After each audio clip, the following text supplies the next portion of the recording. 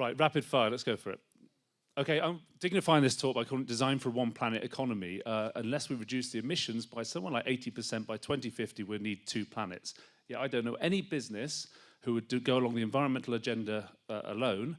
Our work is about cost reduction, improving market acceptability, complying with legislation, and a creative opportunity using the environment. That's the context. A lot of people associate the environment with recycling. That's the least best option above incineration and landfill. However, Swampy wants you to be somewhere else. I work with business to make sure they can work to be somewhere else. So we design out waste. We're looking at setting a design process in train that works within the constraints of business to be more environmentally efficient. Good. Of course, we work with big companies and small companies, from a 2-man band right up to Dell in America, Canon Europe, DEFRA, a government client as well, British Airways, L'Oreal. You can see the brands. A lot of our work is about looking at what they do now, carbon footprinting throughout the life cycle, and we call it design-led carbon reduction. In other words, how do you still design something that people want to buy within the context of a year-on-year annual reduction target for the company and the brands. We publish internationally. I judge on the Observe Ethical Awards. The Guardian listed us as one of the top 10 green businesses. We get good PR and good profile. The Ethical Awards is quite good fun because you get to meet like Elmer First and Colin Firth and Deborah Meaden. Well, you can't have everything, but it certainly does get you within the context of celebrity as well, which is very powerful. I'm trying to get into the celebrity thing, but I do it for a number of reasons. One, of course, is ego. The other one, it pays. And also because you can actually get good information to the general public, because there's a lot of bullshit out there that frankly is inaccurate. So I'm in the face of this at-home magazine, and we do one once a year, and I write quite a lot of it as well. And the last one was sponsored by Cova this year. We're looking at the moment for maybe Procter & Gamble sponsoring it. So good information, good quality information to the public. I presented Dumped, which was about people living on a landfill site. They all signed up for an eco-challenge, and they all thought they were going to go to some far-off place and see the impact of climate change. And we put them up in a Gatwick airport, and then next day we dumped them on a landfill site and said, you live off other people's waste for 3 weeks. Provocation is ecology and environment starts with us, our decisions at home, and not on some far-off place.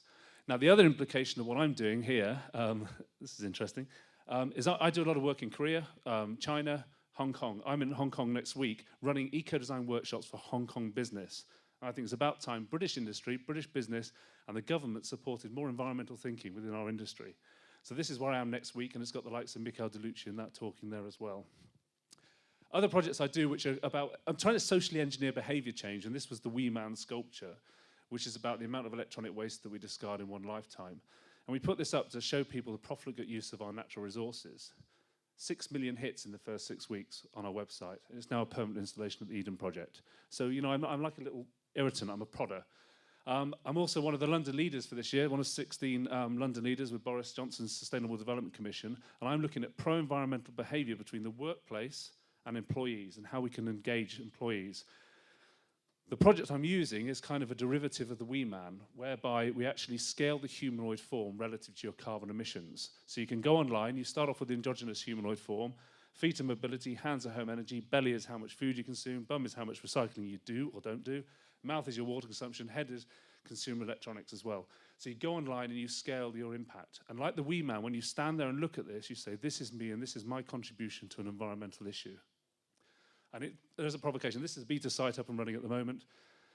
We've got Canon, Deloitte, British Airways, Sony, all interested in taking on board this. I'd love Diageo to get involved too, of course, and anyone else who wants to get involved.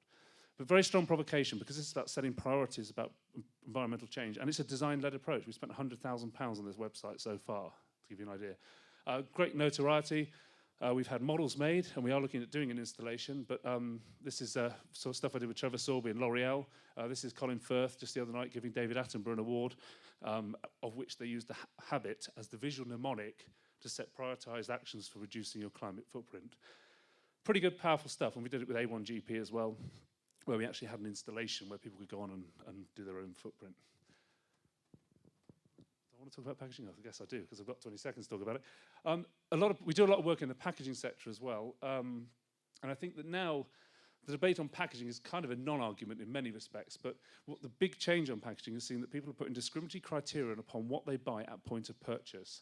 And this is a big change in the way people perceive things. So the packaging agenda and environment relative to packaging agenda has really set in train a number of things that we've done with big retailers like PC World, challenging assumptions about how they currently do things, looking at all the other functional constraints of packs like openability, market acceptability, planograms and all that, and then coming up redesigned suggestions.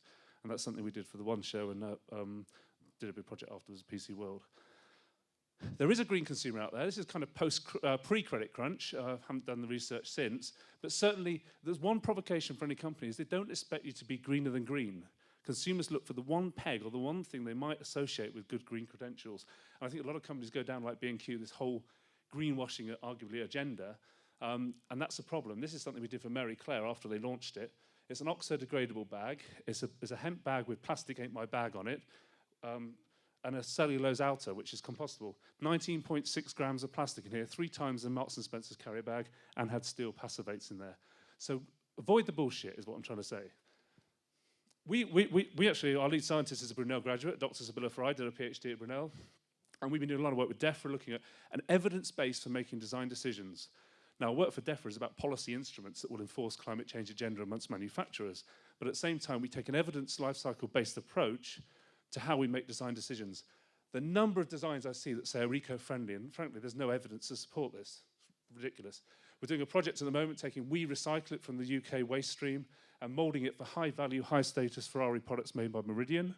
So proving that waste can be a resource, and a resource at high value, high level. It is a technical challenge, has to be said. You can also source automotive waste from Austria, in case any of you are interested. And this is a project we've been doing with the spirits industry, maybe relevant. A lot of spirits manufacturers actually eschew the approach of using recycled content. We know you can use 100% glass. You might get a green tinge, 60% is easily achievable, cost saving, and 40% carbon footprint. So our environmental agenda is set upon cost reduction and within the context of climate change impact reduction. And I finished with a slide in Hong Kong, which is why I'm going back. The reality is no organisation, in fact, no society, no matter how adroit, can make money from a poisoned population and a dead planet. And the pull from the Far East on using eco-design and the environment as a way of competing with us, and even the Turkish, believe it or not, are getting into this, is a strong provocation for us as designers and an economy, really. Thank you.